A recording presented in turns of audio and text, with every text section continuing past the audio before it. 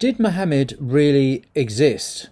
Now, you might think this was a silly question, but in fact, online now on YouTube, an increasing number of videos have been made, mainly, I think, by missionary Christians from a certain background, questioning his existence.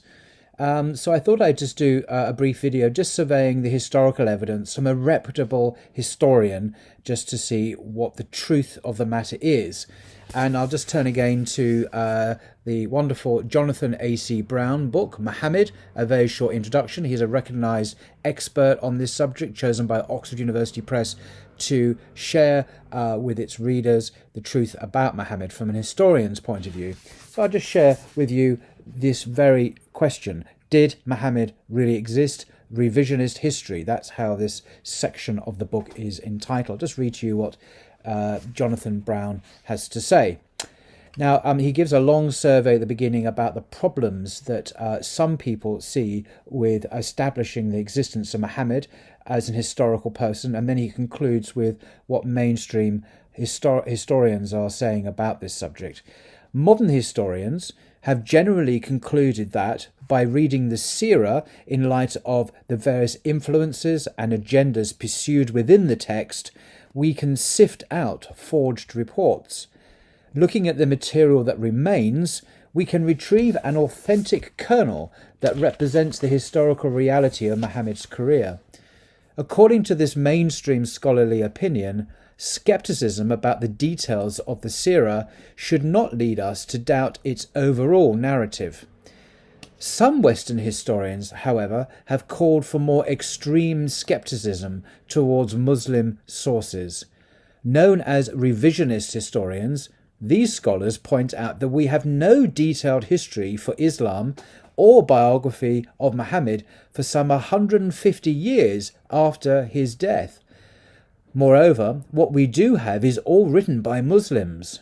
These Muslims thus had over a century to manufacture whatever history they wanted about Muhammad and his faith. How then can we trust any Muslim version of his life or the origins of Islam? How do we know that Muhammad even existed? In a controversial 1977 book entitled Hagerism, the historians Patricia Crone and Michael Cook argued that we can circumvent these challenges by relying on non-Muslim sources to reconstruct the origins of Islam. Not only were such sources not biased towards glorifying Muhammad, they were also much older than our earliest Muslim histories. Using Christian sources such as the writings of an Armenian bishop named Cebeus from the 1660s CE, Cook and Crone contended that Islam was really a form of late Messianic Judaism. Awakened to their Abrahamic roots, Muhammad and the Arabs had joined with the Jews of the Hijaz in an apocalyptic movement to retake the Abrahamic homeland of Palestine.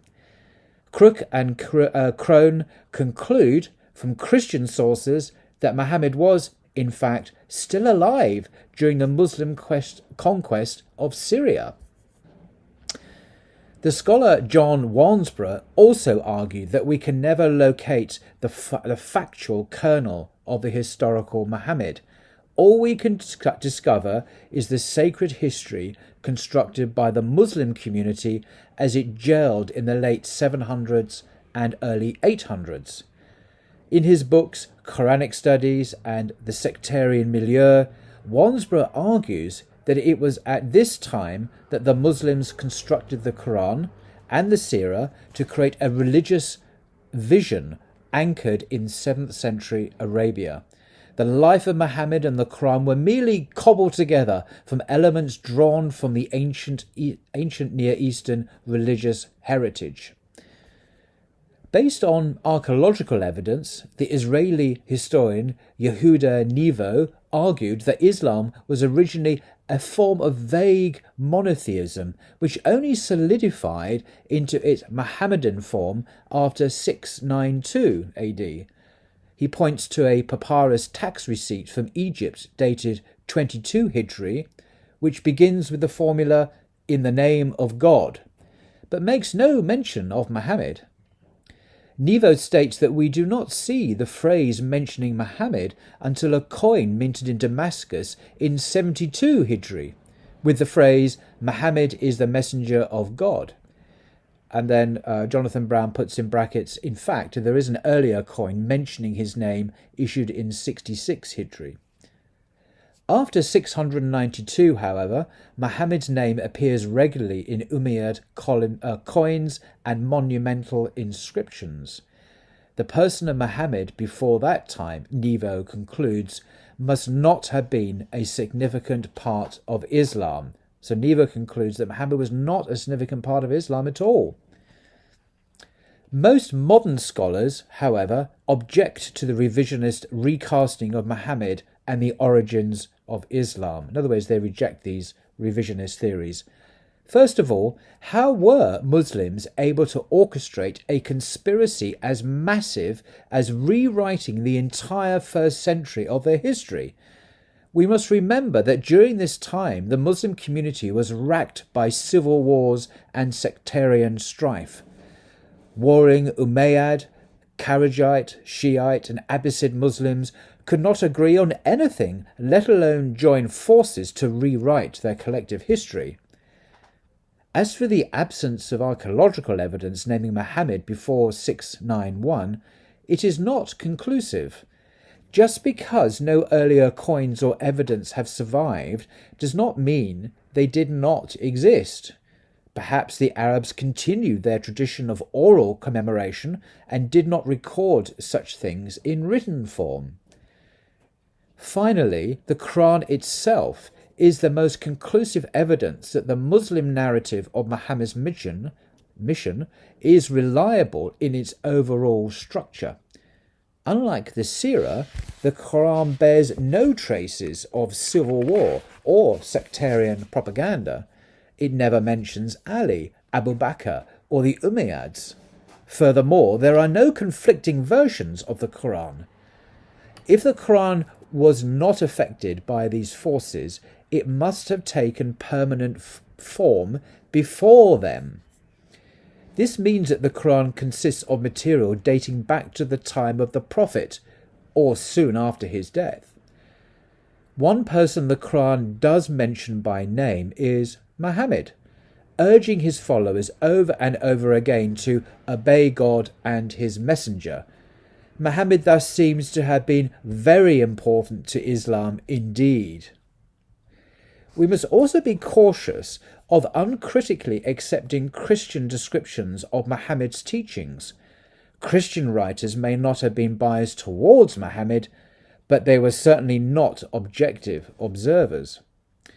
They were describing the faith of the armies that had just steamrolled over them, so it is not surprising that they saw Islam and Muhammad in an inexact light. To rely solely on these Christian sources in writing the history of Muhammad would be like writing a history of the Soviet Union during the Cold War using only American newspapers. I think that's a rather clever analogy. More importantly, viewed together, these early non-Muslim sources paint a picture of Islam that does not actually differ markedly from the major themes of the Muslim version. The Greek historian of the 1st century before the Common Era, Diodorus, mentions a temple in the Hejaz honoured by the peoples of Arabia, and the 2nd century AD Alexandrian geographer Ptolemy mentions the Arabian towns of Yathriba and Mekoraba. Sound familiar? We thus know that Mecca and Yathrib, and most likely the Kaaba, existed long before Islam. Moreover, the Jewish historian Josephus, who died in the 1st century AD, tells us that it had long been held that the Arabs were the descendants of Abraham through Ishmael. Non-Muslim sources certainly leave no doubt that a prophetic figure named Muhammad existed, and they provide an unsurprising description of what he meant to his followers. An anti-Jewish Christian text written in 634, just 2 years after Muhammad's death, notes how the armies of an Arabian prophet had conquered Palestine. Writing in the year 687, the Mesopotamian Christian monk John of Fanak wrote that the Muslims considered Muhammad to be their guide and instructor, who taught the Arabs to worship the one God in accordance with ancient law. He remarks how strictly they kept to the tradition of Muhammad. Another mid-8th century Syriac Christian writer tells us that Muhammad went on caravan journeys to Syria as a youth.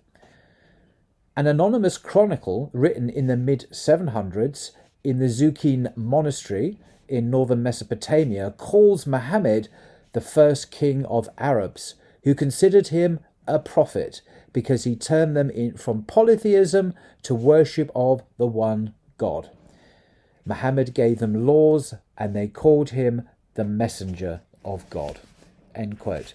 So clearly there is an abundance of very early reliable evidence from non-Muslim sources and Muslim sources. The Quran itself names Muhammad.